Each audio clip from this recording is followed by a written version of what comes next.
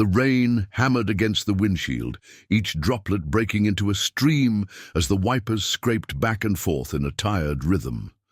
The night was empty, the kind of silence that made the storm itself feel alive. Officer Daniel gripped the steering wheel tighter, his headlights barely cutting through the misty curtain ahead. The police radio on the passenger seat sputtered, the usual chatter of late-night calls vanishing into a harsh wave of static. He frowned, twisting the dial, but instead of a clear voice, a strange, high-pitched hum bled through the speakers. Unnatural, mechanical, almost alive. His pulse quickened. Then he saw it, hovering just beyond the tree line, where the storm clouds pressed low against the earth. A disc-shaped craft hung suspended in the sky. It was no trick of light.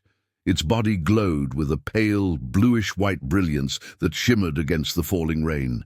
The beams of light from beneath the craft moved in slow, deliberate circles, as though scanning the earth below. Daniel's breath caught in his throat. He pulled the car to a screeching halt, tires sliding against the wet asphalt. For a long, paralyzed moment he simply stared.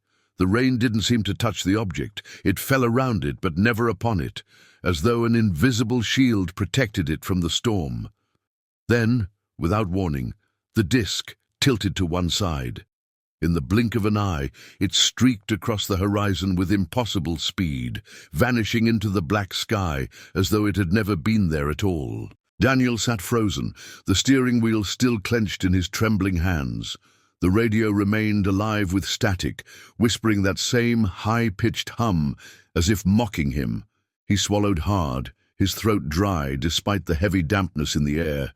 He knew what he had seen.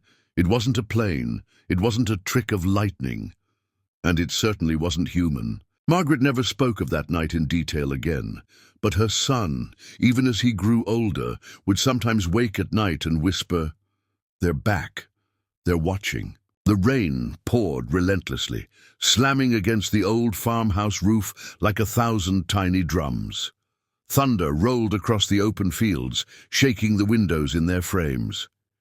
Inside, the dim light of a single kerosene lamp flickered, casting long shadows across the wooden walls. Margaret sat at the kitchen table, her son's small hand clenched tightly in hers. His face was pale, eyes wide with terror. He had woken up moments ago, trembling and whispering the same words over and over. "They're outside. Mama, they're outside." At first, she dismissed it as a nightmare. Children had wild imaginations, especially during storms. But when she stood and walked to the window, her heart stopped. Across the muddy field, illuminated in the flashes of lightning, stood 3 tall figures. They weren't human. Thin, impossibly thin, with elongated limbs and skin that seemed to glow faintly in the rain. Their heads were large, their eyes enormous and black, reflecting the storm like dark mirrors.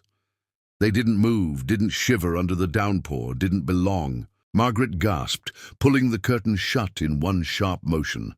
Her son clung to her, his small body shaking violently. The storm outside grew louder, as if amplifying her panic. The rain pounded harder, the wind howled through the cracks of the house, and the floorboards creaked with the weight of her fear. She locked every door, bolted every window, her hands trembling so badly she nearly dropped the key. The figures never knocked, never spoke, but somehow she knew they were waiting, watching. Hours passed like an eternity. The storm eventually softened, leaving only the hiss of drizzle against the earth. When Margaret finally gathered the courage to peer outside again, the field was empty. No figures, no sound, only the aftermath of the rain. But when the neighbors came the next morning, they found strange circles burned into the wet soil, perfectly symmetrical, as if branded by some machine.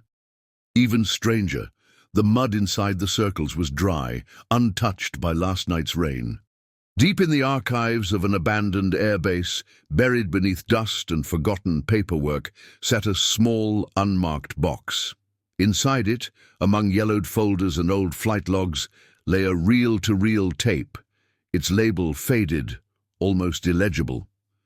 When the archivist threaded it into the player, the speakers filled the room with the faint hiss of rainfall, the patter of drops against glass carried across decades of static. Then came the voice. It was a pilot's voice, strained but steady at first.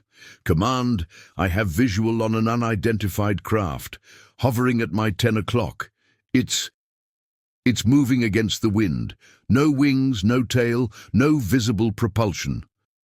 The rain hammered harder in the background, each drop tapping against the cockpit glass, amplifying the unease in his tone. Lightning cracked somewhere nearby, and for a brief second, a low metallic hum bled through the recording, unnatural, like machinery not built by human hands. The pilot continued, now with urgency. "It's accelerating. No, it just stopped. Impossible. It's matching my altitude perfectly. I repeat, the craft is mirroring my movements." His breathing grew heavier, each word punctuated by the storm's fury outside. Then suddenly his voice broke into panic. "It's right above me. Light is blinding. My instruments are failing." Static roared across the tape, swallowing his words in a violent burst. For several seconds, there was nothing but the relentless sound of rain, hissing like white noise, as if the storm itself was the only witness. Then the transmission ended. No distress call, no final words, just silence. The aircraft was never recovered. The official report listed the pilot as missing in action, with no further explanation. Only the tape remained, fragile, haunting, a ghostly reminder that sometimes what flies in our skies does not belong to this world.